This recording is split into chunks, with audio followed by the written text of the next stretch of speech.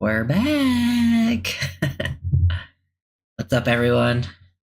Let everyone get in here. We're gonna be talking undrafted free agents today. One of my favorite parts. I love looking at the UDFAs.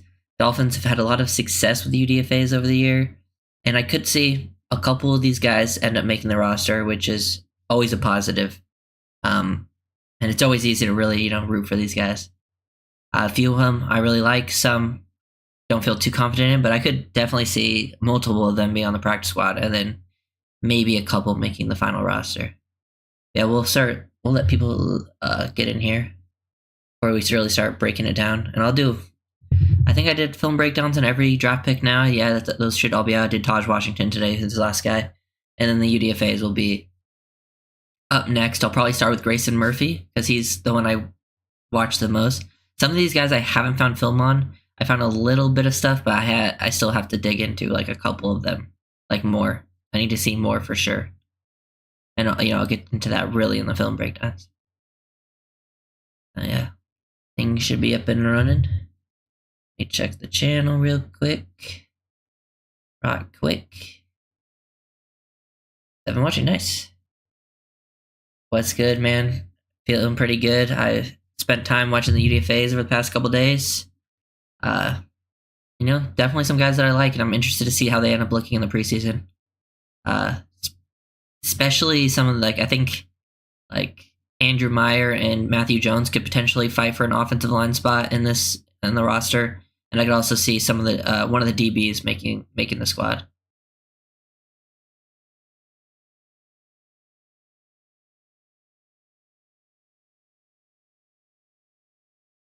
Thank you, guys. Yep. Gonna keep streaming. I mean, I hadn't really streamed at all until this draft cycle. I'd never had streamed, and I was like, might as well. And I think I'm gonna keep it going. Probably won't be as constant when when the draft was going on. I was like doing it all the time. But yeah, definitely stuff happens within the news, and I want to go after the UDFAs. I'm thinking about doing like a positional breakdown, go through every position group, and just like really break down like the nuances and the strengths and weaknesses of it. Yeah, Matthew Jones. I think Matthew Jones and Andrew Meyer have a chance to make this roster, one of them. They both fit pretty well, pretty athletic, and I liked what I saw. Meyer's more of a center, and I think a little more athletic, but Jones did play against better competition, and he played right guard, but he did have some times where he filled in at center, so which is cool. Game dream streams, yeah, that's a possibility. I was definitely thinking of doing like some maybe definitely some pre-game streams where I just like break down the matchup, and then maybe some post-game ones. But I might do like just during the games if I have the right setup for it. That'd be fun too.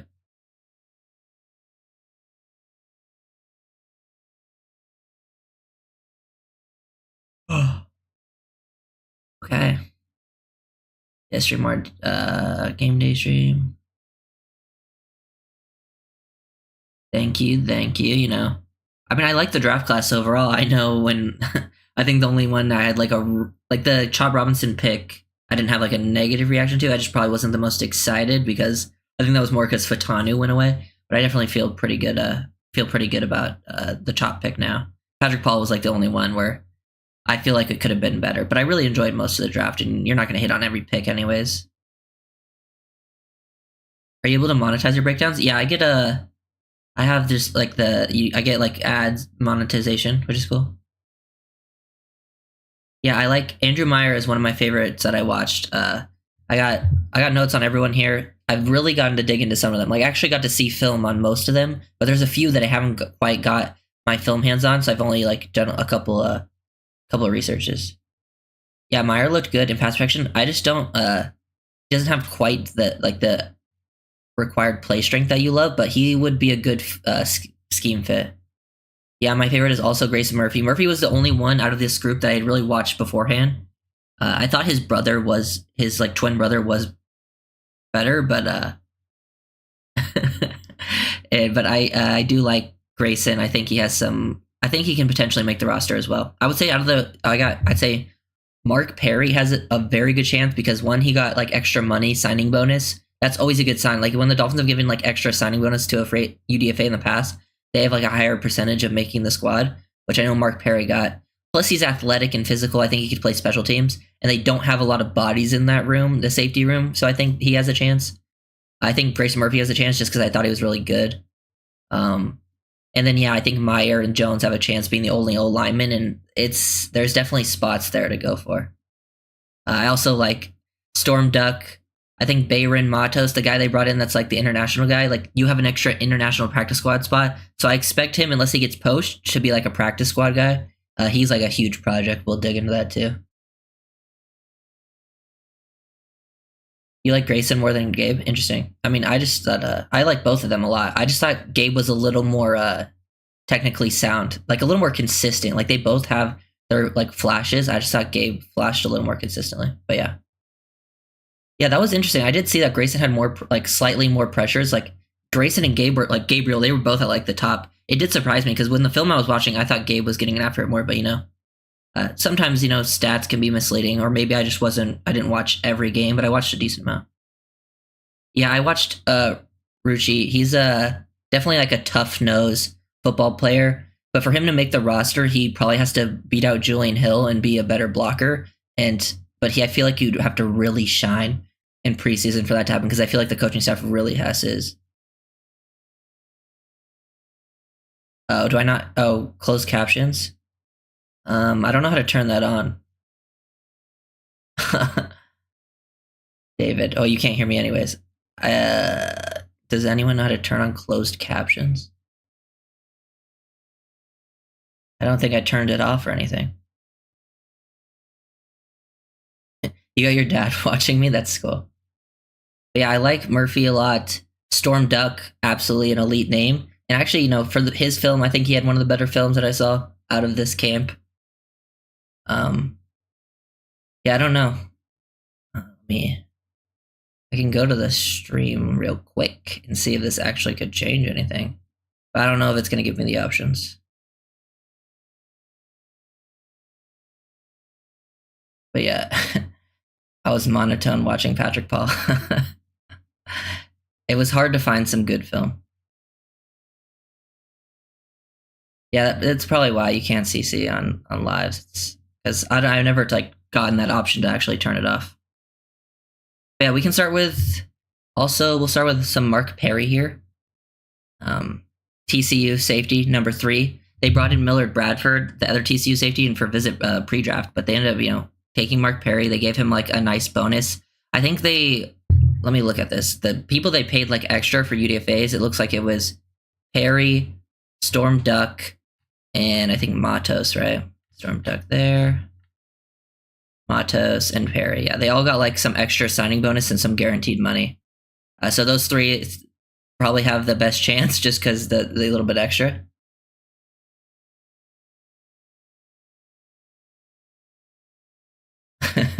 What's up? But yeah, Mark Perry has a lot of physical tools, good size, athleticism. It's all there. He runs really fast, and I think that shows up on the film. I have some Mark Perry films, so actually check that out. I will be doing a film breakdown on him at least. But he's a better man than zone player. Definitely noticed that. Like he doesn't look as comfortable or like instinctive playing on the back end. But I like what I saw out of him in man coverage, going against like tight ends, running backs, that type of thing. But for him to make the roster, he has to be like a special teams guy, which I think he definitely could be. When you're usually looking at a special teams player, you're looking at play speed and just like physical toughness and willing to tackle, and he has all of those things. So I could see him making the roster. There's really only, after taking Patrick McMorris, there was really only like 4 safeties on the roster, and usually keep about 5 anyways. So he has a chance to make it. They gave him that signing bonus. He just needs to be more he wasn't as instinctive. Like he was more athletic than McMorris, but McMorris was definitely McMorris, who they drafted in the 6th, was more of a technically sound, smart player. Yeah, Mahogany fell because of injuries, which is he fell farther than I expected. It must be really bad, but I would have taken Mahogany over McMorris. That's probably like the one thing I would have done in this draft on day 3. Day 3, I was totally cool with all of it. And I actually did kind of like McMorris's film when I watched it. I'm not too mad about a 6th round pick, but I would have rather taken the chance on Mahogany. The medicals just had to be really bad though.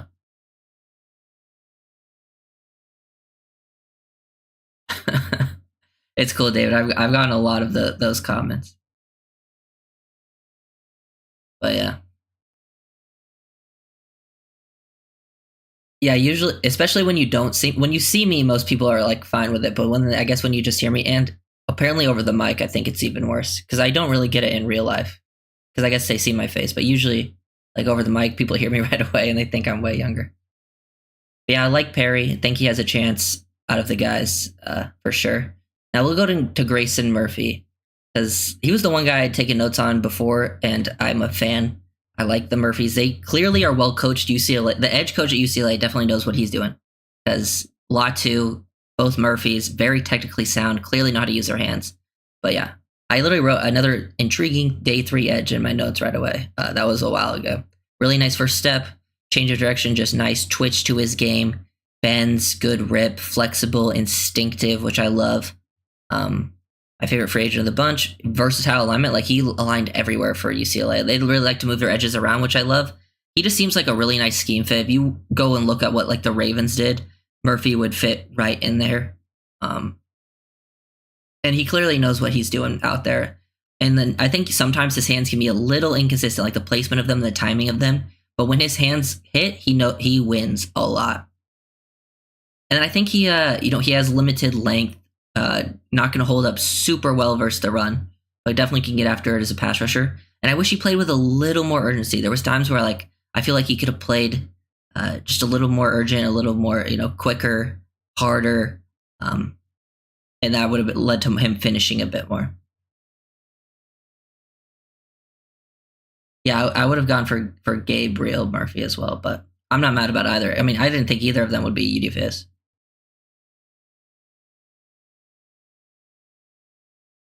Yeah, I don't. Let me see. I pulled up. Let's see. I have a thing on Matos right here. Right here. It says he's listed on NFL. Like I'm on the NFL site. This is by Zerline. So Zerline wrote all this. This is not from me because there's no film on Matos because he didn't play any snaps on offense. But he's the international guy. He's listed on the NFL site as 6'7", 313. And for what I saw in like the quick videos, he looks like he can move pretty well. Obviously, he was the basketball type. He has the long arms, impressive body type. It says these notes say strengths: built like a superhero with tremendous lean mass and long arms. Played basketball in New Mexico and South Florida. Possesses the tools and elite NFL traits from practice squad potential. I imagine that's what he's going to be on the roster. He's going to be a practice squad guy if they can keep him. And it looked like he actually looked pretty good with his hands in the drills they did apparently. But weaknesses, he looked kind of sluggish, redirecting his weight in mirror drills. Will need to improve football strength. So.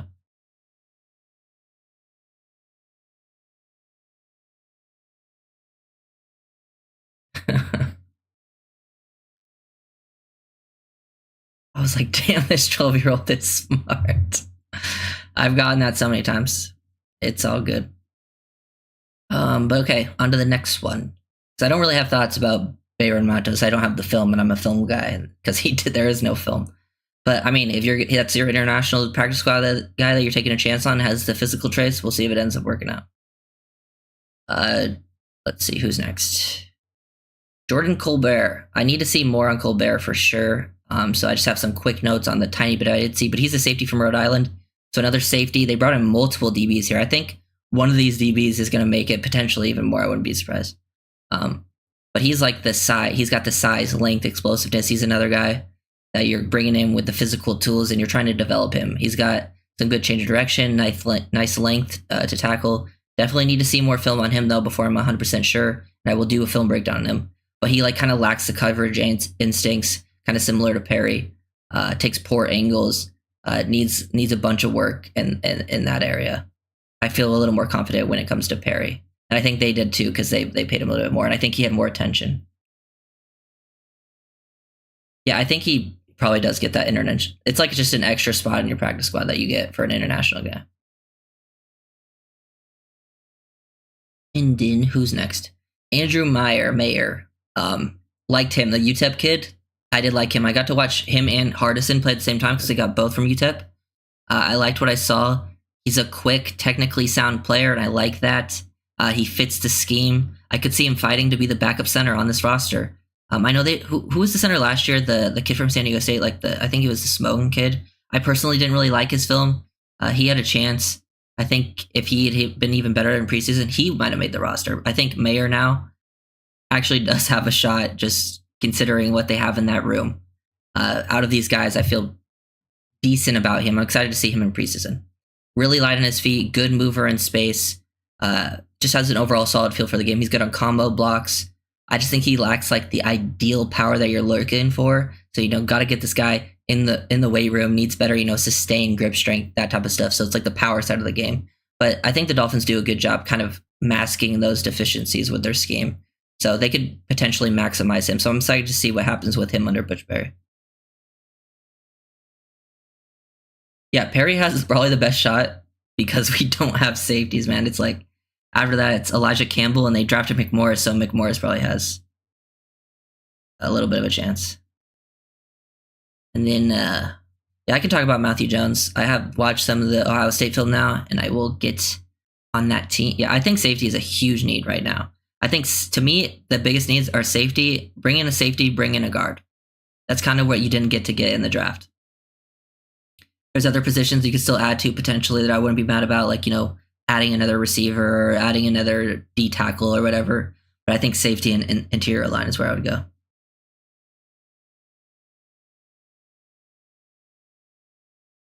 Poyer are people dogging Poyer? I mean, I think Poyer is a perfectly solid, like, stopgap player to have for this team.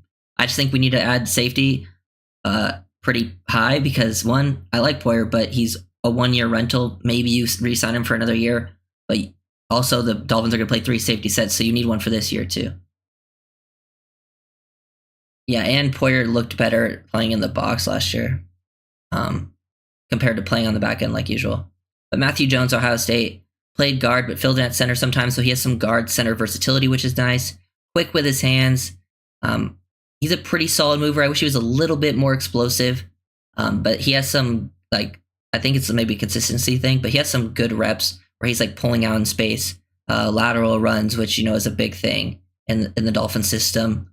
Solid eyes, solid feet. I think he also needs to work on some core strength, his pad level. He can be a little wide with his hands. Like, that's a issue with him. So, a technique thing. And then in pass pro, I was definitely more impressed with Meyer and pass protection because Jones would lunge a little too often and get play over the top, and guys would beat him that way.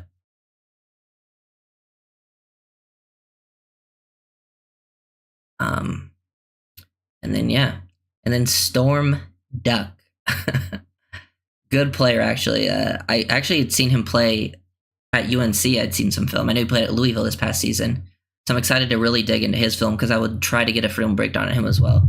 I liked him in press man. He's got some good size and length to him. I feel like he's a pretty smart player too. Like, he has good eyes. He anticipates pretty well. I think he's more of a linear athlete though. Like, you can see some of the speed athleticism thing, but I don't think he like changes direction, or I think he's a little bit stiff at times, which I think hurts him. And when it comes to like mirroring and matching, and then like zone, he was like fine.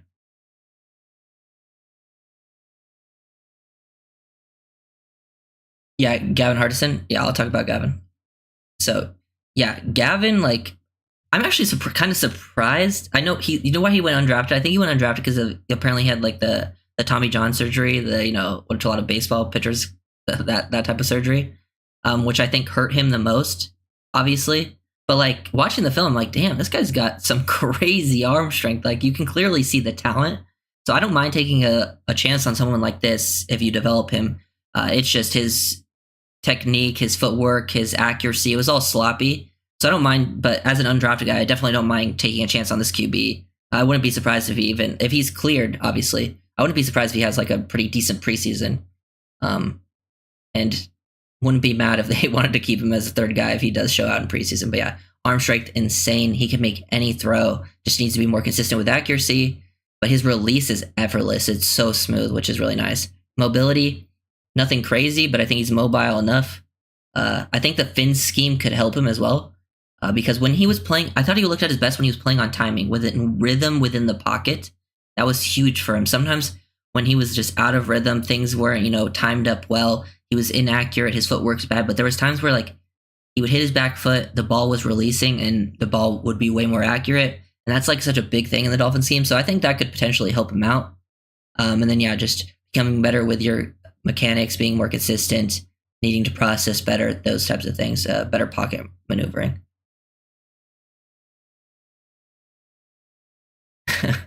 With a name like Storm Duck. Yeah, Storm Duck is a sick name. That can't be his real name, right? I think I read that he changed it. Yeah, I like the idea of stashing Hardison. Yeah. I wouldn't even maybe Skyler and Mike White fight for that number 2 job, and then they move on from the one that loses it and they keep Hardison, but I don't know what the injury is looking like. That one I don't have too much stake in. However, aside from Storm Duck, who's your favorite to at least make the 53 and or their practice squad? Well, the practice squad, I would say Matos, just because he's the international guy and he'll get that international practice squad. But for me, usually I think it's the guys that get that extra money, which for them it was Duck, Matos, and Perry. And I think Perry has the best shot because they gave him that guarantee. The safety room is pretty weak right now. There's not a lot of bodies there. And I think he can be a special teams guy. So that's who I would guess. But my favorite players that I've watched are probably Grayson Murphy and Andrew Meyer out of the other ones that I think could also make it. And potentially Matthew Jones. Like whoever does better out of like Meyer and Jones, I think have a shot. But yeah, who have I not talked about yet?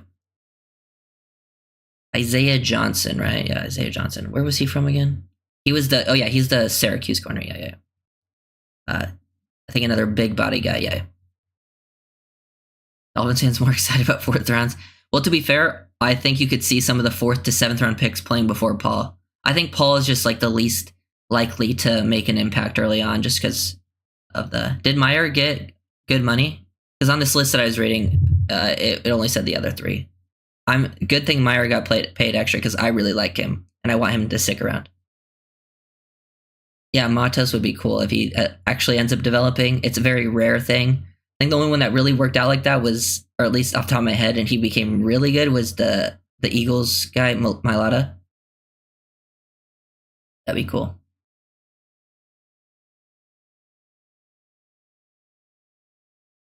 $75K. I mean, hey, that's good. I like that.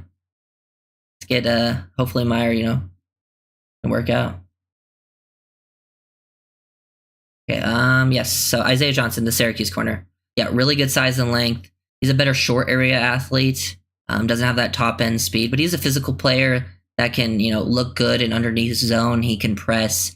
He likes to, disrupt route time. He's using his physicality and length, which is fun. I think you could see him even transition to safety. That wouldn't surprise me. I could see him working better there because I don't know if he has like the high end athleticism that you want at a corner. But he likes to hit. He's a good tackler, competitive at the catch point. I think he's a special teams guy too, but struggles more in off man and when he has to, play in like deeper coverages because he lacks the recovery and the change of direction skills to match. And he can be pretty out of control in his transitions. I thought at times. Yeah, I don't know what it looks like for him, but for Hardison, but I did read somewhere that he might have been fine. I think I think Butch Barry was like, dude, I turned around Austin Jackson. I made Liam Eichenberg serviceable at times. It's time for the next big challenge. He looked at every player offensive line film and looked who was the biggest challenge, and it was Patrick Paul, and they're like, let's get him.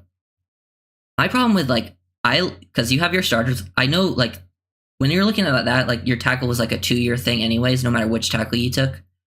For me, it's like you have Armstead at left, you have Jackson at right tackle, then you have Kendall Lamb as your swing.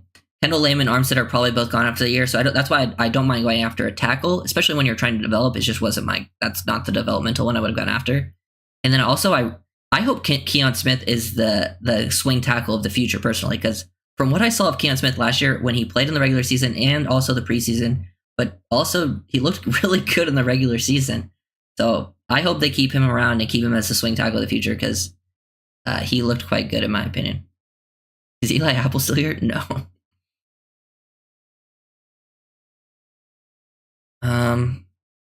But I got all through Isaiah Johnson. Wouldn't be surprised if he transitions to safety too. I also wouldn't be surprised. Science own imposters. I think you're the one who brought it up in my comments like the other day, right? Maybe a day or two ago. But it was Ethan Bonner potentially moving to safety. That would not surprise me considering the safety room, and he has some experience playing safety. So I wouldn't mind cross-training him and having, Ethan Bonner make the roster, but having some safety and corner experience. Don't mind that at all because I could see that working out for him, and it might get him more playing time faster. Yeah, Hardison, I was surprised how much arm talent Hardison had, and I hadn't really seen anything from him before the draft or heard anyone talking about him. Okay, so Leonard Payne Jr., I got nothing on him. He's a Colorado guy. I couldn't find anything. So I'm still looking for film on some Colorado. All I have is, he's average size, ran a good 40, but the rest of his athletic traits weren't that great. So I'm still trying to find some Leonard Payne stuff. I think he's a Fresno State kid that transferred to Colorado before then. And then Hayden rookie, the tight end from Wisconsin. Tough nose player. Actually had when I looked his name up, he had a decent rating, I think, coming out of high school, stars wise. But he lacks your ideal athleticism, but he's a pretty your typical reliable hands blocker type. Can be pretty late off the ball, which hurts him at times, but he can be an inline blocker. He can block DBs out in space, move people, can be a decent enough inline blocker. So for him to make this roster, to me, he has to come in and just really outblock Julian Hill. Because to me, you're looking at it, you got Jonnu Smith as your number one guy. Smythe will be your number two. And then after that, I think they might even keep 4. It wouldn't surprise me because I think they want to keep Fortson as your big body red zone threat because he's kind of unique in that way. You don't really have your big body red zone threat anywhere else on the roster. So I think they want to try to keep Fortson on the team. Tanner Connor is a guy you try to keep on the practice squad, but I actually liked what Connor kind of looked like last year because he played a lot as a fullback. He was Ingold's backup and actually didn't look that bad for a wide receiver tight end convert. So I don't mind keeping Connor as a practice squad, and then Julian Hill Julian Hill will probably be your other blocking tight end 3. So I don't know if Rucci has the best chance of making the team, but there was some decent stuff to work with there. But out of this, I really like Grayson Murphy, Andrew Meyer. I think Mark Perry has a good chance of making the squad. Storm Duck, and then Matthew Jones has a chance as well.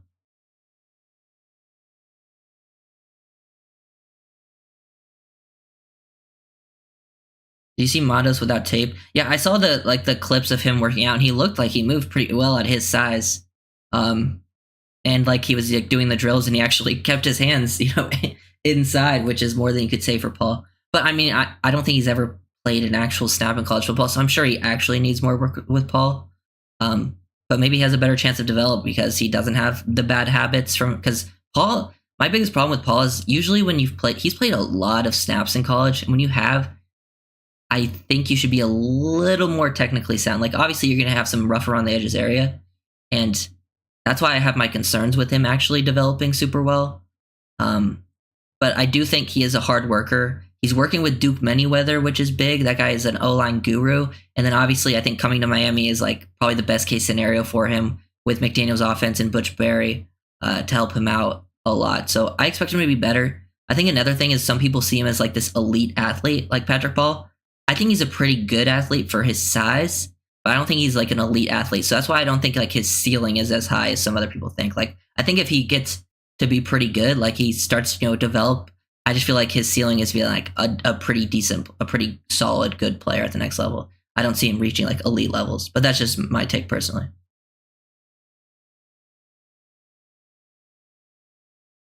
Yeah, I mean, there's a lot of things he needs to do,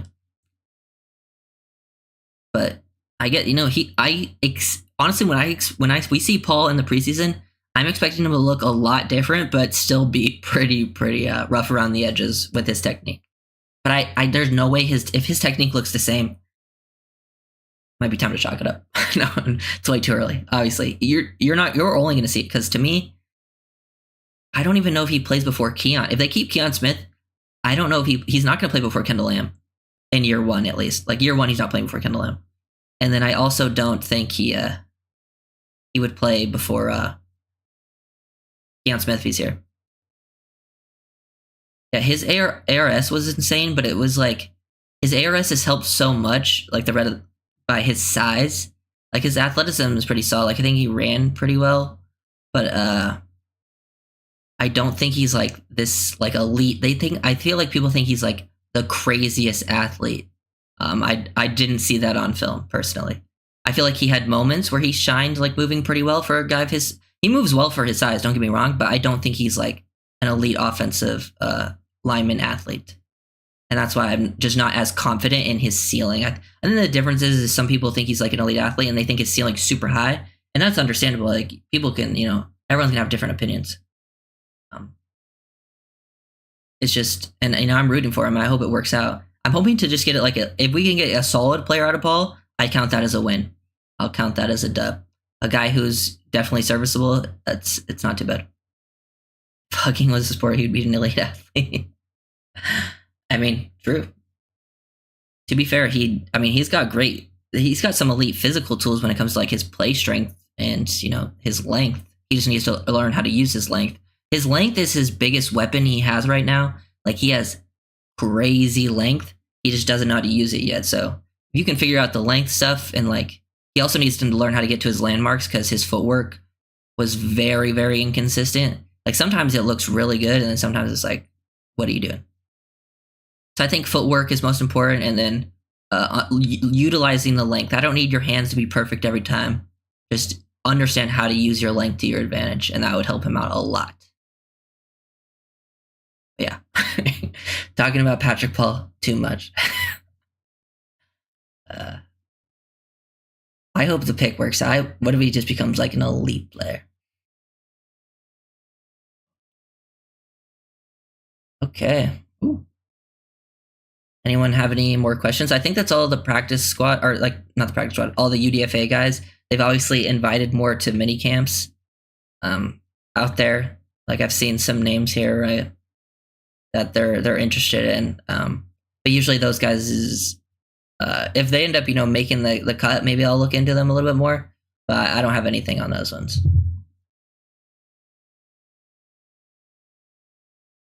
Oh, I mean, I think that's why the best chance he has of working out, Scotty, is that he clearly seems like a very motivated, hardworking guy, and that's like something gets talked about him a lot.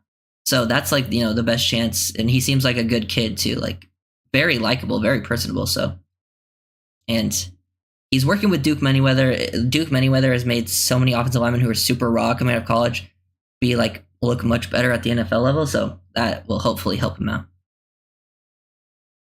And then hopefully, he's just motivated, hearing the negative stuff.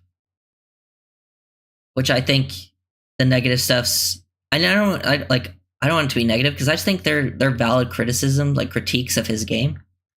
Like I don't want to be negative about him because, he's on the Dolphins. I want to root for him. Please order our draft picks in order of your grading, and if you did that, would you feel better or worse about the draft overall? Please order our draft in order. Oh, are you saying? Okay, I get what you're saying. Let me see. Wait, who do we? Okay. Okay, so I would have. Let me see what I got here. I think, bro, I literally might have Patrick Paul second to last. So I'd have Chop Robinson would be first. Yeah, that would be it for sure. I think it would be Jalen. No, I think it would be Jalen Wright second. Then I would have Malik Washington, then Kamara, then Patrick Paul, then Patrick McMorris. I think I might move some of those around a little bit, but Wright would probably be second. I think. It's just, bro, I just don't have a lot of confidence in the Patrick Paul thing right now.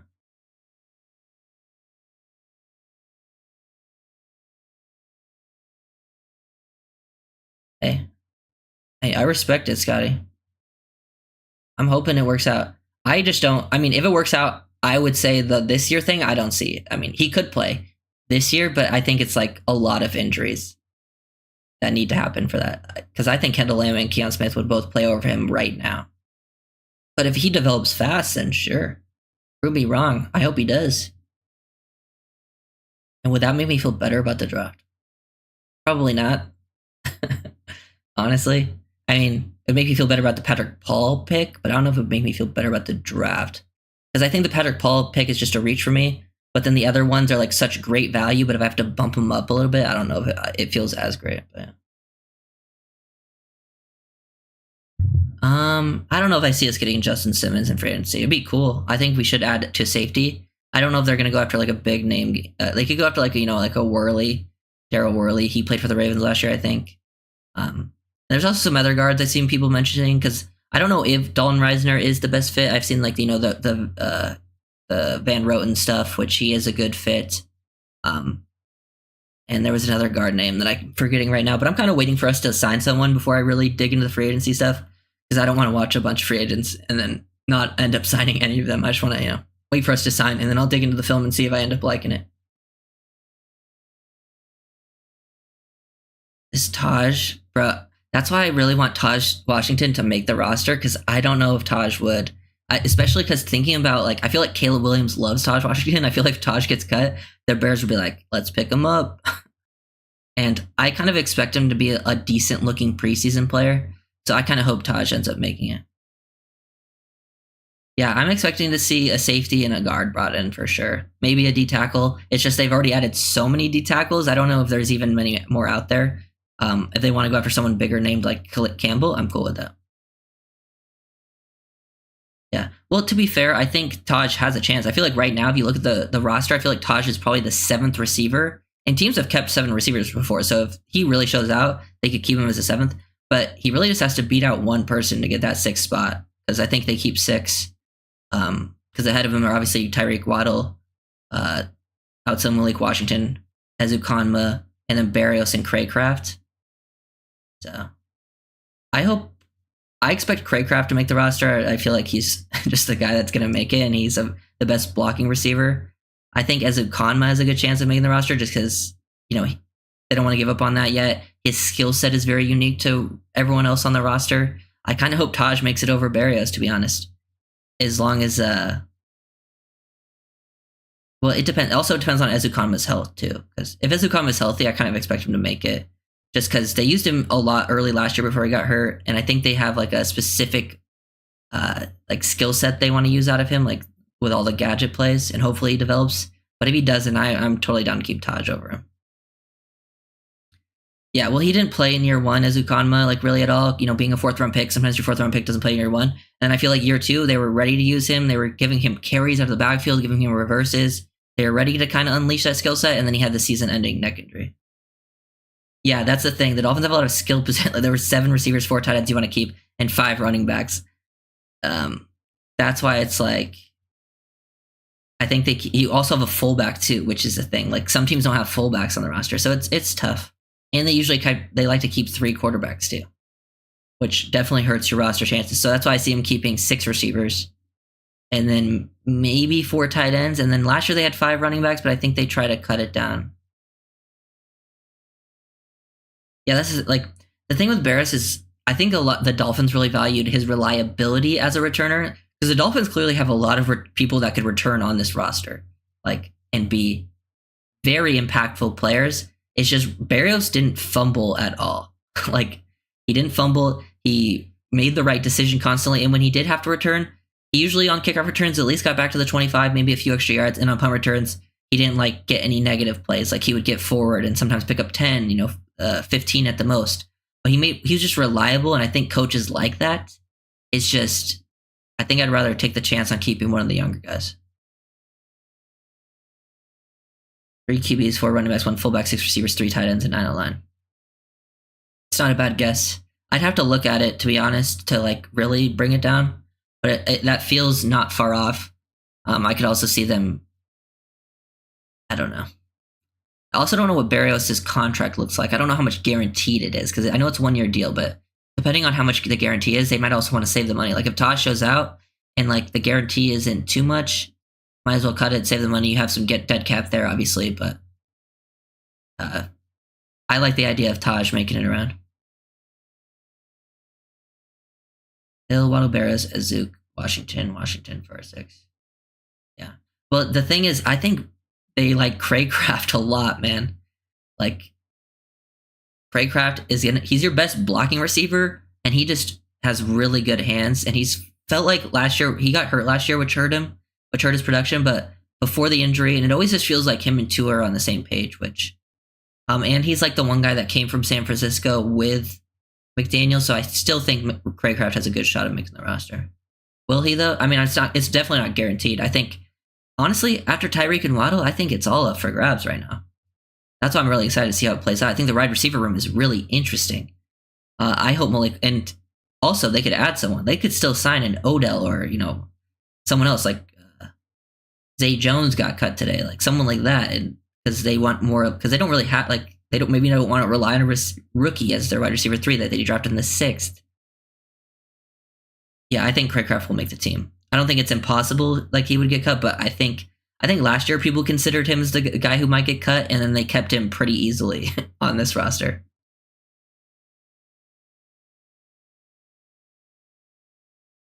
But I think Craycraft, I'm not saying he's like safe, but I think he's more safe than Barrios. I think he might even be more safe than Easy. Yeah, I mean, I just don't know if I feel like the whole offense was kind of out of sync by that point in the season when Craycraft came back, which definitely didn't help. So we'll see how it ends up looking, this season, coming back fully healthy. Yeah, they do love Craycraft. But Barrios has the advantage of special teams to his side, but Craycraft has the advantage as a blocker. Craycraft goes out as the best blocking receiver on his team. The receiver position's tough. Yeah. UDFAs. Probably out of the UDFAs, the DBs have the best shot at making the team, just considering the depth there right now. Like they have their starters, but I feel like the depth is kind of up for grabs at the DB spots. And then I think potentially like an Andrew Meyer or a Matthew Jones could fight for an O-line spot. If they look good enough, maybe they cut a Liam or something to save money, which wouldn't be the worst thing ever. I think Malik Washington is a safer. Honestly, I kind of agree because I love Malik Washington. And I think usually when it's a 6th-round pick, I would say, 6th-round picks get cut all the time after training camp. But in that video, you saw McDaniel clearly liked him and wanted him for rounds, as Greer said. So they clearly, I think, valued him more than what they got him at. So as long as, there's no like off the field stuff or anything, I think he for sure makes it. And he's my favorite player to watch out of the rest of them after Hill and Waddle. Yeah. I think if they think they can get Taj on the practice squad, then they probably move on from Taj. If they think they can get him on the practice squad. Because I think they would want to keep him around. Clearly, he was like a scouts pound the table type of guy. But if they don't, then they might not do it. I actually don't know what the Liam contract looks like. That's why I was not 100% sure. I can look it up.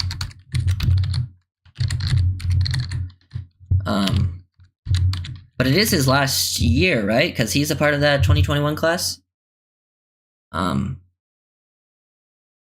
I think you would just, if it's his last year, I think you would just get a couple millions in saving. I'm pretty sure. I would say, well, it would be Liam's last year, and I wasn't saying like they would only cut Liam if they were trying to like keep one of the UDFAs they brought in, and they really liked him, and he outcompeted Liam, and you'd have that guy for even cheaper. Because I think Andrew Meyer could potentially be your backup center that they brought in as a UDFA. So I was just saying if he actually looks really good in training camp, they would cut Liam. But I do think they're not going to. Like if I had to guess, I would say Liam's on the roster. That was just sort of like a potential type thing.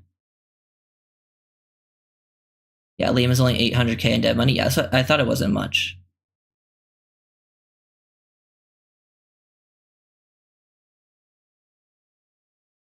One of the Dolphins Raiders guys was saying this was Tyreek's last season with us due to some behind-the-scenes stuff. Wouldn't surprise me. Like, when I look at, like, the long-term players on this team, that's why I really want to re-sign Waddle, because, like, I think Waddle is a part of, like, the long-term plans. I think Tyreek Hill is obviously a part of the plans, But I don't know if he's a part of the long-term plans because I don't know how much longer they expect him to play. He obviously could still play and be one of the best receivers in the league, if not the best. But I just don't know. It does seem like he is enjoying doing some other stuff. So my guess is 2 more years out of Tyreek.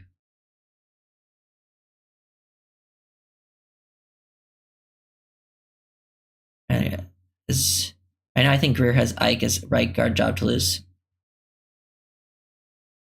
Potentially. They love Eichenberg, so wouldn't surprise me if they have Eichenberg slot as number 1.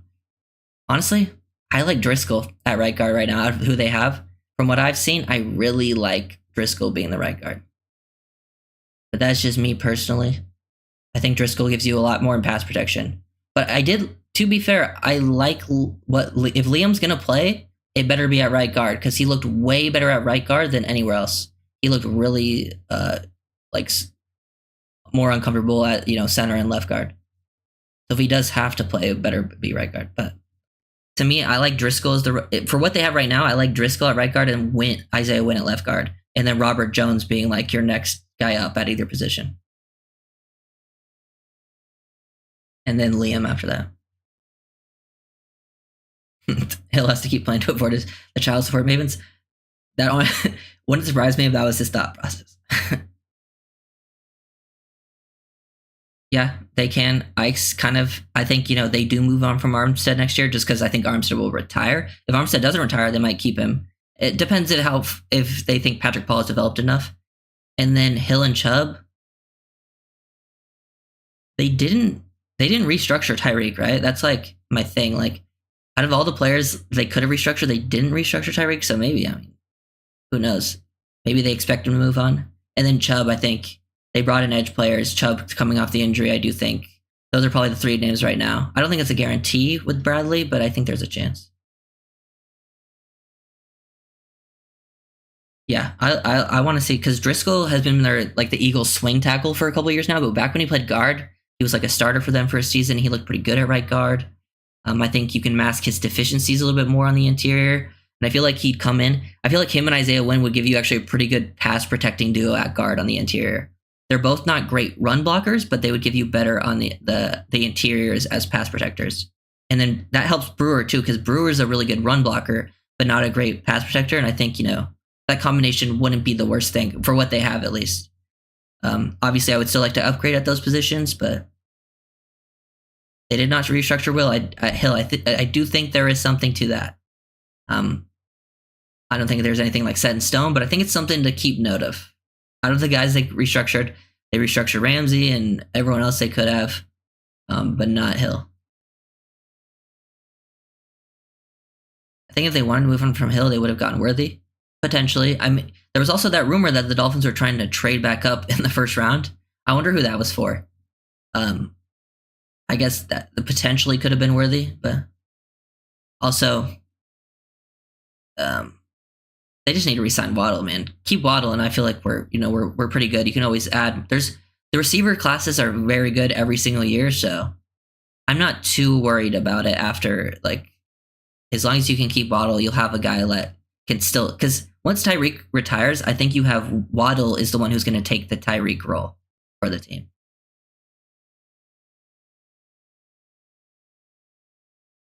Last 3 offseason, Greer cut the guys he didn't restructure. Yeah, that's that's just sort of reading between the lines, seeing what they can do. And I think, you can't, the guys you do restructure, you really can't usually cut because of how you restructure the contract. There ends up being too much dead money. Trade up was for Guyton. I think those were the 2 I was thinking of. I was thinking it was either Worthy or Guyton because I feel like the Dolphins really and the reason I actually agree that it was probably Guyton is because Guyton is just the more athletic version of Patrick Paul, in my opinion, and he's a little more sound with his play. They're both rough around the edges, athletic developmental players. But I think Guyton was just the better version of that. So it wouldn't surprise me because if they got Chop and then they tried to trade up for a Guyton at the end of the first round. You like Guyton better than Paul? Yes. I think he has more upside. I think he wasn't. I also think he played pretty, he was really good against twists and stunts. I think he definitely has similar, though, warts to Paul when it comes to, hand usage at time. But I also thought Guyton's, athleticism was better. So I would have rather taken a chance on Guyan. But Guyan was a first round guy. Paul went at 55, so it was the positions they win. I guess that's kind of the difference I would see with them, anyways. Yeah, Greer did restructure Chubb. That's why I was saying it's not impossible for Chubb to stay next year.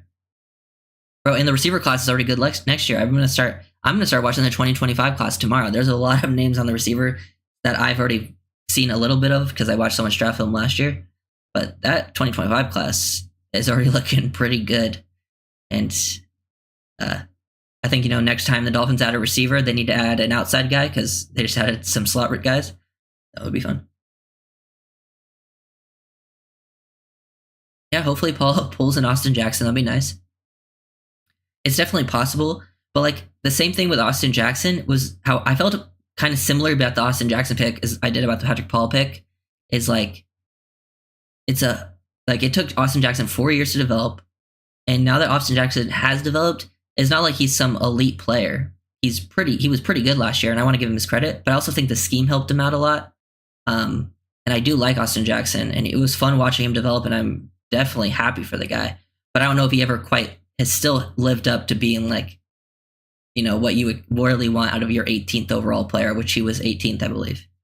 And then Patrick Paul was at 55, so it's slightly different, but. And then trying to read. Hold on. Okay. Guy is top 4 upside of all OT in first round. Let me think of the tackles in the first round. Upside? Yeah, if he reaches his upside, he could be up there with the top 4. I don't know if I would have taken. Let me think. Altz, Fashanu, Fuaga. Who am I forgetting? Amaris Mims, another high upside guy. I would have taken him after those guys, though. But yeah, it's not a bad take. Especially, honestly, though, Guyton in Dallas. Dallas has a very good track record of developing offensive linemen after they'd taken in the first round. So I actually do think Guyton has a good chance of being pretty good. You want another Jackson? Took him 4 years to be average. No, that's what I was saying. Or you were probably responding. You want Patrick Paul to pull an Austin Jackson because honestly, to me, Patrick Paul being average is one of the better case scenarios out of this. Obviously, I think he could be better than average for his upside, his development, but him being average isn't the worst thing ever because I don't feel that strongly about what he's going to turn out to be anyways. Love the lives. Thank you. Hey, appreciate you guys. Yeah, AJ is not a superstar. That's, yeah. Though I want to give him his credit, but also there's some context to be had to the situation. I think he killed it as a run blocker last year. Let me be straight. Like, he was really going out there and bullying some people, and I love that. And I think as a pass protector, he improved. He definitely improved with his technique. I think he got stronger, but I also think the scheme was the scheme and Tua were like the biggest factors to the offensive lineman's improvement last year. Because Tua got rid of the ball so quickly, and the scheme was like a lot of things that, they use a lot of sliding with their protections. They do a lot of things where you don't get like your true one-on-one pass sets a lot. Always either boom or bust. Average seems unlikely. See, but to me, yeah, I agree that he's a boom or bust player, but to me, his boom isn't that much higher than than average, personally. I think, his boom is higher than average, but I don't think his boom is elite. To me, usually boom or bust means like you're either going to be terrible or you're going to be elite. And I don't think he's going to be elite. To me, he'll be like good or horrible. And potentially average. I could also see that. Do you think the Dolphins might have tried to trade up for Leggett? That's why the Panthers moved up? That's not a bad thought process. I don't know if it would have been for Leggett, though. But was it with the Ravens right at 30? So maybe they. But then the Panthers moved up to 32, right? So I guess they were just guaranteeing that they're getting Leggett. It's possible, but I think Leggett's a name out there that. But I would guess Guyton or Worthy before I would have guessed Leggett. But it's definitely possible. AJ played good until he signed his new contract. No, he was still. To be honest, Austin Jackson was our best offensive lineman last year, for the whole year. Because he's the only one who really played the whole year. Everyone else pretty much missed multiple games. Because it was probably Connor because Connor was playing a while and then Connor got hurt. Hunt missed too much time for it to be Hunt, I feel like. So did Armstead.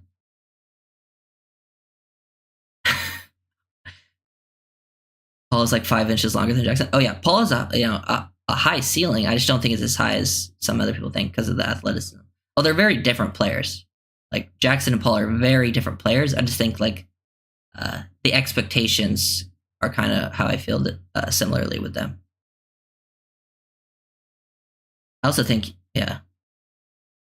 And Paul, I think, I really wanted to. Also, I think with a tackle, I really wanted a tackle that could potentially play a guard in year one. That would have been cool. And I think, Paul is definitely a tackle. He moved in the first round at 32 for the 5th year option. Yeah, I mean, that's probably why they were thinking of trading up for a player anyways, and they're probably thinking he'll be gone soon, and might as well, if we're going to trade up, instead of trading up to 33, 34, might as well just trade into the first round for the first option. Yeah. But yeah, this was, I kind of went over most of the UDFAs. I don't know if anyone has any more questions about those guys. Actually, I don't think I talked about Jaquan Burton. That was the other UDFA they had. I don't really have. The guy was super explosive from what I watched. Made plays on a vertical plane, got the ball quickly. He was on the Bruce Feldman's freak list, so he's definitely a freak athlete. It's just I don't expect. There's just too many, I think, people in front of him where he actually has a chance. He could be a practice squad guy, though. Very explosive. Wasn't quite productive, though. Don't really have strong feelings about it. I just forgot to talk about him.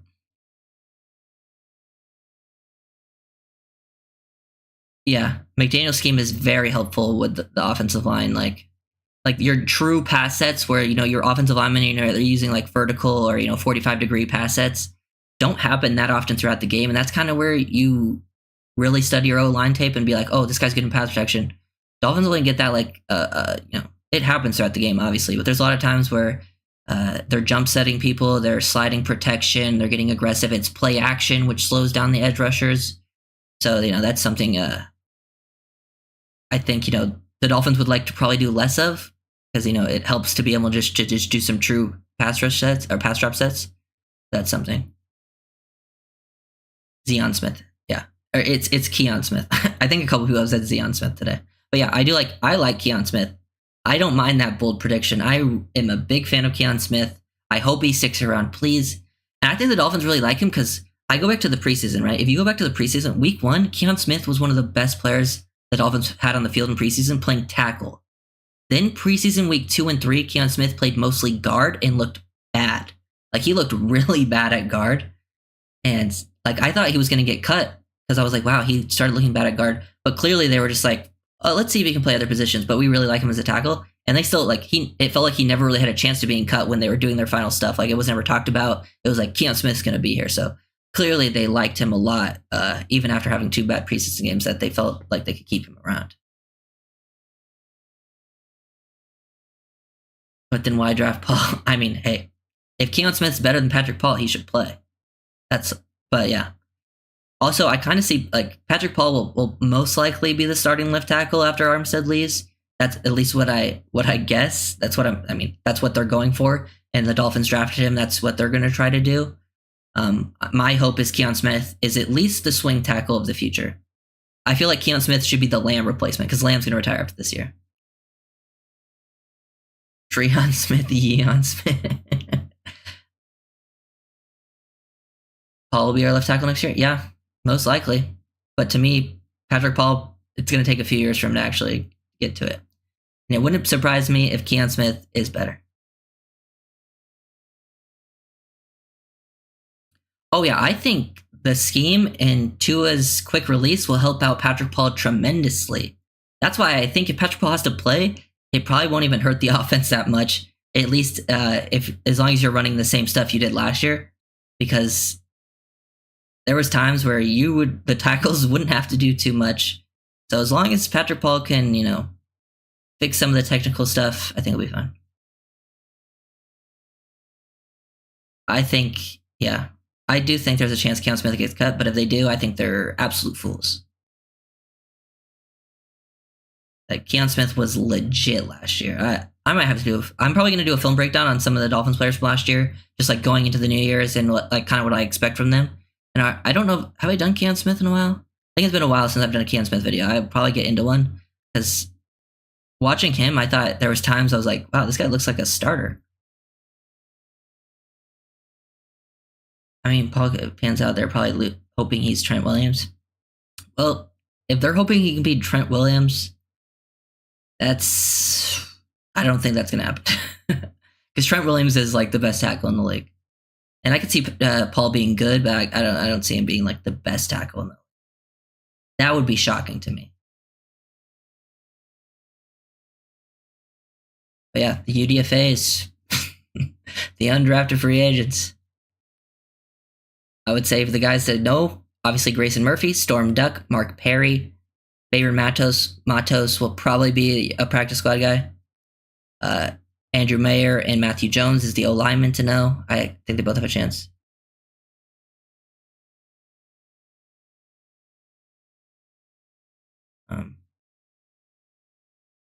And then maybe Gavin. I don't know what's going on with Gavin Hardison. Yeah, Patrick Paul's tape is very interesting because he does get he doesn't touch someone with his hands and still doesn't get moved. Like there's times where he got just the guys would just get straight into his chest. His hands were super wide and he didn't get moved very much. Like he's definitely very powerful, got a great anchor. And then he'd get his hands super wide. So which kind of, negates his length completely because he's not using his hands, but if he can figure that, he'll be fine on the Dolphins team, even if it's just the hand stuff.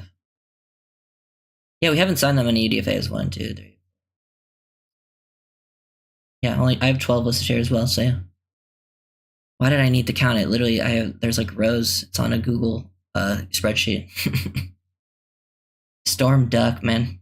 I like Storm Duck, and they gave him some guaranteed money. It looks like so. Usually, when you give some guaranteed money to an undrafted guy, that means they like him. And he had some of the better film so far. Thanks, Dubs. Maybe 1 makes it. Yeah, usually last year the Dolphins had 3 make it, technically. At least at the start of the year. My guess is 1 or 2 this year. I think 1 at DB, and then maybe 1 at O-line, maybe 1 at edge like Grayson Murphy. I hope Grayson makes it because Grayson was my favorite to watch. It's just we'll see how many edges they want to keep on the roster. Storm Duck shall make it. Storm Duck has a chance. There's not a ton of corners on the roster after the main guys. But it'll be tough because they're definitely going to keep Cyron Neal. Depends, maybe Bonner plays corner or safety. They'll probably want to keep Bonner. They probably have to go through Bonner. Because there's also Cam Smith and Kit Kohu. They probably want to keep Needham because he can also play both nickel and safety. Mark Perry is in the lead. Yeah, I think Perry has probably the best shot considering the money added and just being the safety, and I think he can be a special teams guy. I think that probably gives him the best shot. Yeah, I hope they keep Taj on the roster, honestly. I was shocked at her approach at safety. Yeah, it felt like the one position they probably still want to add to as well. Plus, that could all change. Say they go out and sign a safety tomorrow, could change, which UDFA is more likely to make it or not. Did we address LB needs off-ball linebacker? They kind of did that in a free agency. I thought they would go after before free agency. I thought they would go after off-ball linebacker in the draft, but then after free agency, they signed 2 guys that they signed Jordan Brooks to a decent deal, and then I think they signed Anthony Walker to be their 3rd linebacker, and then they still have other guys who can play depth and special teams on the team.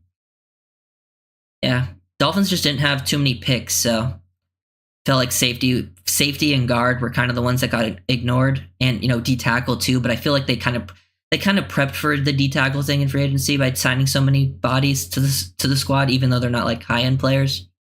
It does feel like they need to add safety because I feel like a 3rd safety would actually play a decent amount of snaps, and then yeah.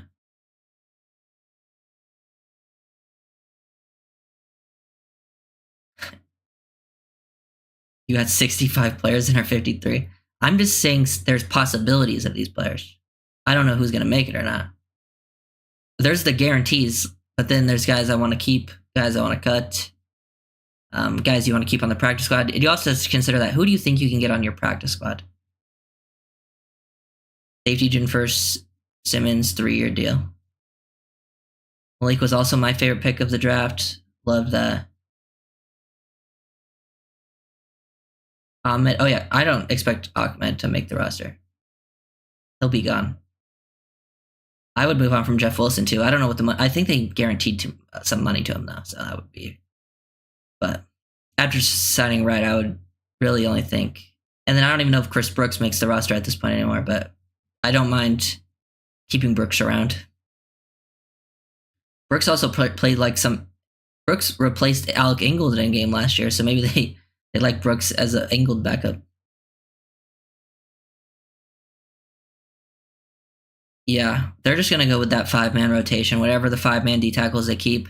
Obviously, Sealer and Tart, I'm guessing, at the top, and then after that, I don't know. Could be Harris, could be Benito Jones, Gallimore. That'd be the guess I would make for the 5, but we'll see. They have some other names they signed that I haven't really studied a whole bunch on. Yeah, our linebacker room. Yeah, well, I kind of look at it as 2 separate groups. Like there's the off-ball linebackers and then the edge linebackers. But yeah, I like the whole group. Who's gonna be our D tackle? Right now it's Sealer and Tier Tart, and then they're gonna rotate people in and out. Like if you look at Baltimore, they used a big rotation at D tackle, and they didn't really spend too much high draft capital in Baltimore. So I think Weaver feels confident he can, get away with it.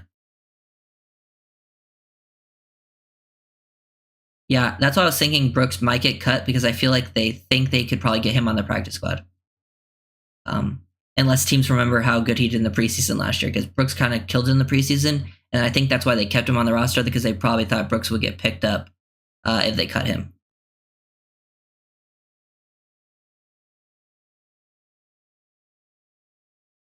Then we keep 60 tackles. Wilkins will just keep on 5. Potentially, yeah.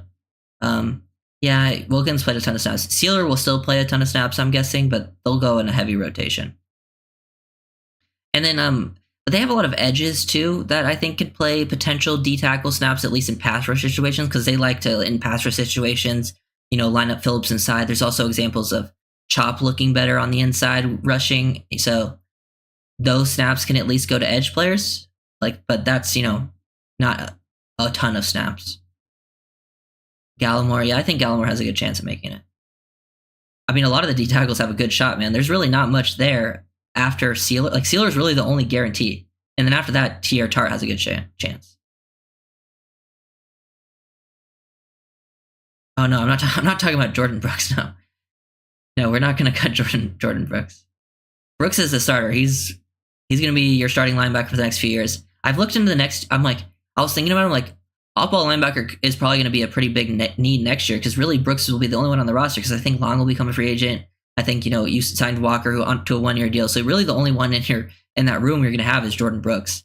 So next year I could see the off-ball linebacker group looking pretty different.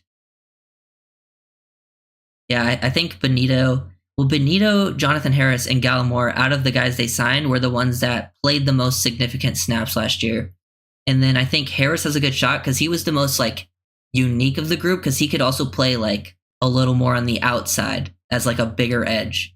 So I thought he had a chance just for the versatility, even though it's not like I came away super impressed with any of those guys' film. I didn't love Gallimore's film or Benito Jones' film or Jonathan Harris film. I thought they were all kind of serviceable, at least playable, as long as you don't have to, give them a bunch of snaps. Chop told us he played nose, yeah. I mean, some of Chop's best reps came up when he lined up over the center and beating the center with his quickness. Yeah. I mean, I don't know. We'll see. I think David Long is a very good run stopper. If he proves to be healthy, he might get a bigger contract. It wouldn't surprise me. It's the reason he got him pretty cheaply is because he kind of struggled to stay healthy.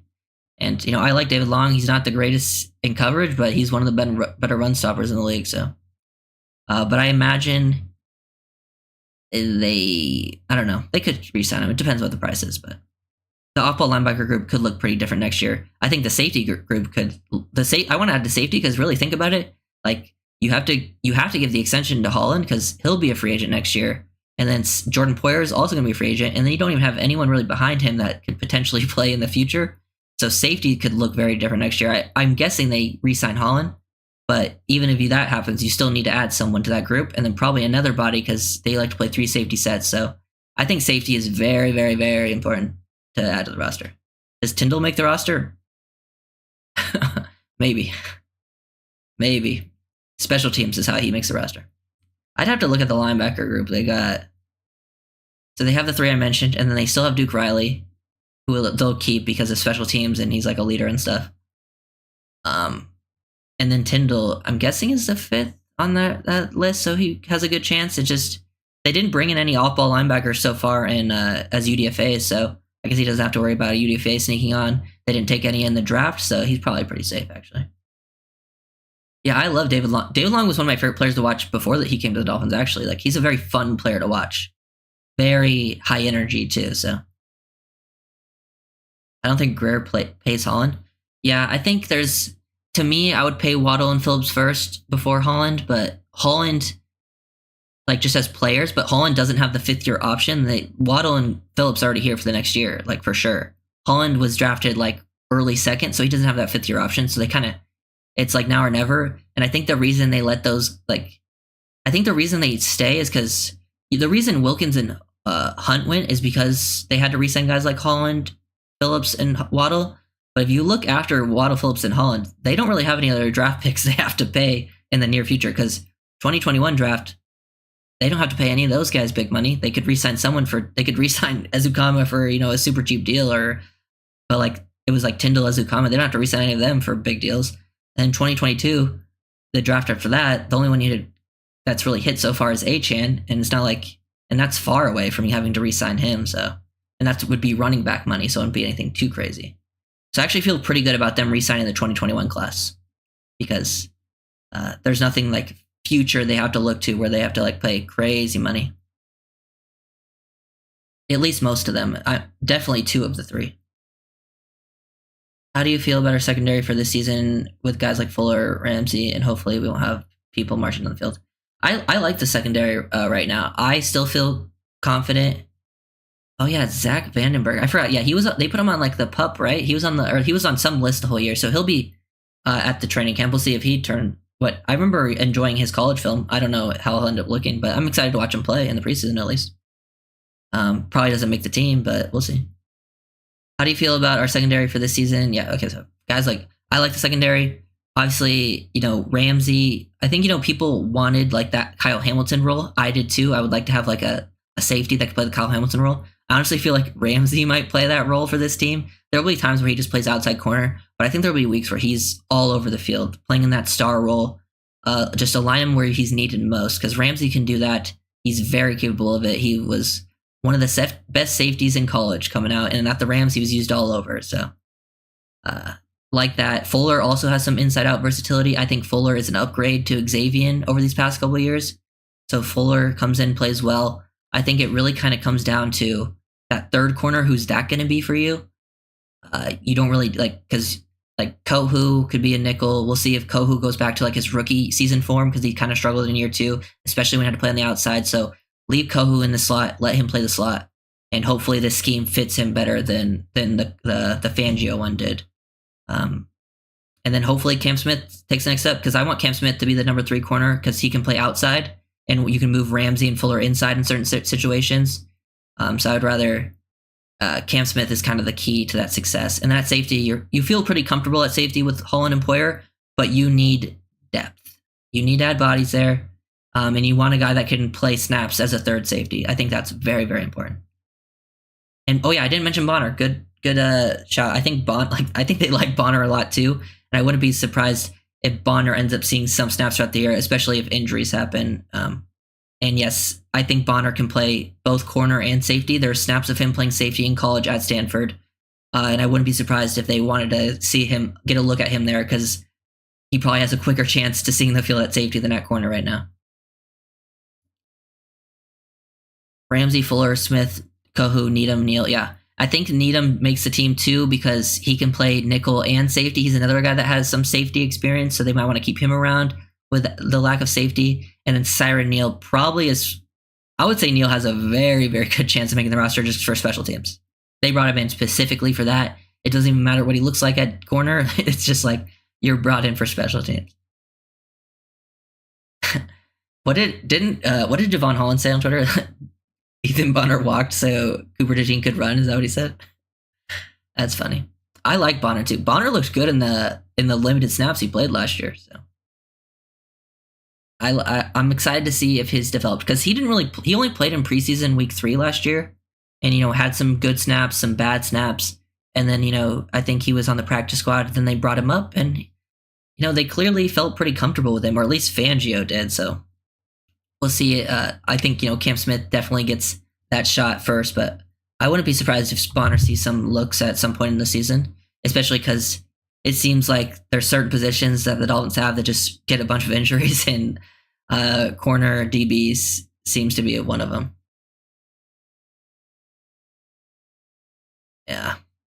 We need someone at safety, someone to be that third guy, because the Ravens ran 3 safety sets. I guess right now, technically, that person on the roster is Elijah Campbell or Nick Needham. I don't know if I feel comfortable with that. Maybe as backups, I like them, but as like starters to start the season, I don't feel super comfortable with that. So I'm still looking to sign someone for sure at safety. And we'll see what happens. They drafted McMorris in the 6th. They brought in multiple DBs as UDFAs. We'll see if any of those guys make it.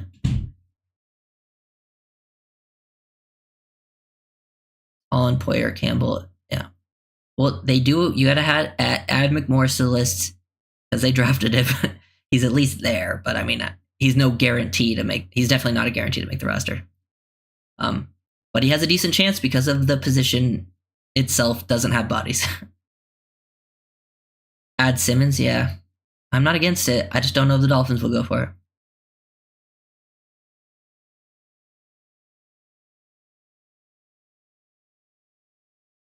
Cedric Jackson. I'm not even counting McMorris. Yeah, I mean, clearly they liked him though. Apparently the scouts and the defensive staff liked him, so it wasn't my favorite film to watch, but for a 6th-round pick, it was whatever.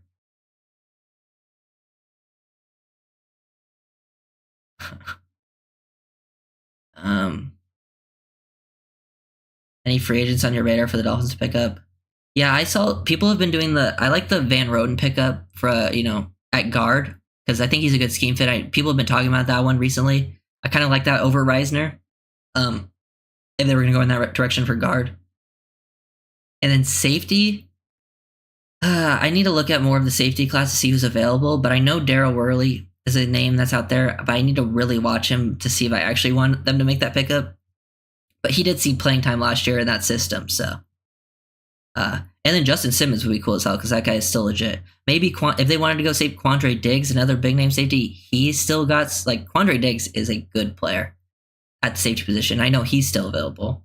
That's another one if say Diggs came in a little bit cheaper than Simmons and they want to go in that direction, not against it. I had absolutely no idea. I had heard of, if you're talking about McMorris, I'm guessing you are. But if you're talking about McMorris, I had heard the name beforehand, but I had not watched him. So that one was like, I would have gone Mahogany, but I'm not mad either way. They got I was asking for Kamara and Washington before that. I can't get too greedy, and they got them both. So he's on the Bengals. He ran a 4.25 on his pro day. Yeah, I'll check out his film, and if I can find some film on him, I'm down to post some film breakdowns on different guys. Yeah, starters around the league will get cut. Yeah, I think they're being patient with it because there will be names coming out. Because today after the draft, sometimes people get cut like this. Like today, Zay Jones got cut. I don't know if people were expecting that, and that's another name who's a potential. He's a guy that's a fit. I don't think he's a great receiver. I've always been a little lower on him than most, usually, but he's a guy that's definitely a rosterable player. Storm Duck has the best chance making it by name alone. Yeah. I will be getting out Storm Duck.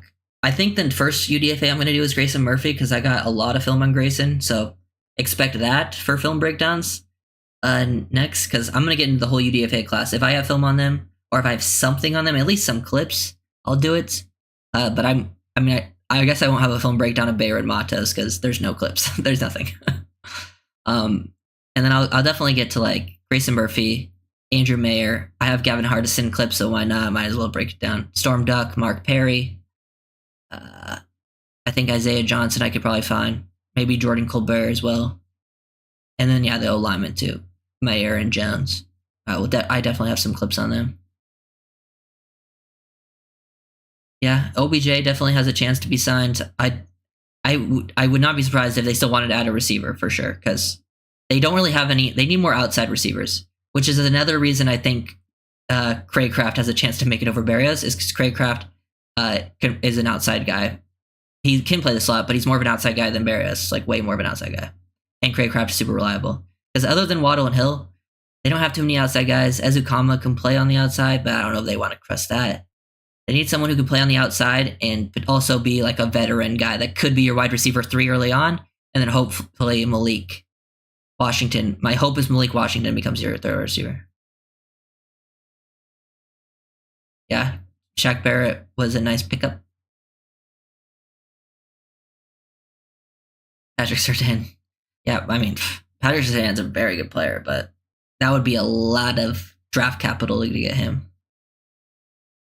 Yeah.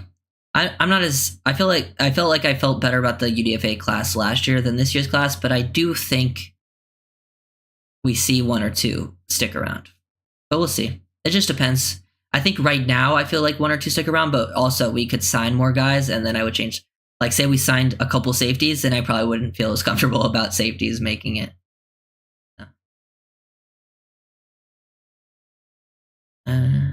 Yeah, 53. Are you going to get Madden 25? Probably not. I haven't got Madden in the last few years. I used to be pretty good on Madden back in the day, but I haven't liked too much of Madden recently. A cheetah, a penguin, and a duck. Yeah, Storm Duck is a sick name.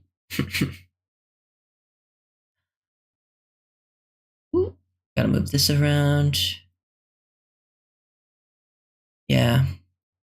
Then the Vikings have done that. Vikings last year, they got Ivan Pace Jr., who ended up being a starter for them this year, and that was one of my favorite UDFA signings, and he was a starter for them a lot of this year. I think this year they also got the other Murphy twin, who I think is better personally, but we'll see.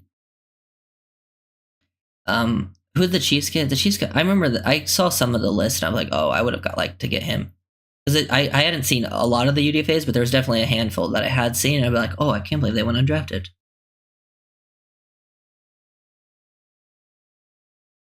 I have like 40 Jalen's, yeah. But all the Jalen's are studs.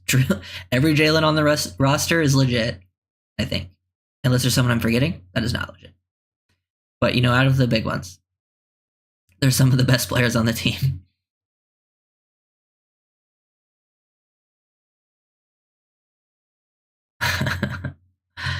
Oh, man. Oh, okay. I think I'm going to end it here in a second, unless anyone has any more questions. I talked about the UDFA class. I'll get film breakdowns on them. Storm Dog would be better than Storm Dog. Yeah, I'm going to get film breakdowns on some of these guys. I did last year, and people watched those videos that, like surprisingly, people watched the UDFA film breakdowns last year. I wasn't expecting as... I remember one of them got, a crazy amount of views, which, compared to even some of the draft class, they got more, so... People want to see them, I'll make it. Why not? I probably won't get everyone, but I'm going to get as many as I can. At least if I have film, I'll do it. We have a pork chop.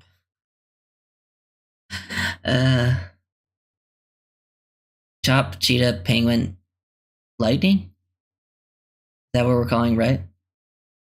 I'm excited to see Jalen Wright. I mean, I've seen a lot of Jalen Wright. I've seen him play live plenty of times. I also realized I saw Malik Washington play live. I forgot I went to that Virginia-Tennessee game in week 1. Yeah, thank you guys. Keep pressuring down. I want to see this channel blow up. That would be sick. I mean, I don't need to. You should do collabs with other channels.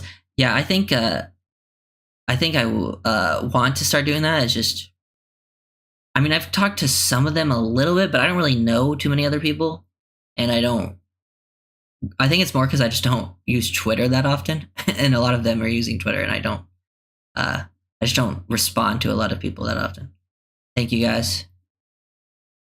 Thank you. You think Chop will be next Micah? I hope so. That's probably his player comparison. I think Chop will be good though. But Micah is a different breed. Chop has to, fix some things for sure. But I am a fan of this. Jalen Wright will see playing time this year for sure. I mean, definitely if there's injury, but I do think he'll see some plays. Okay, well, thank you guys for watching.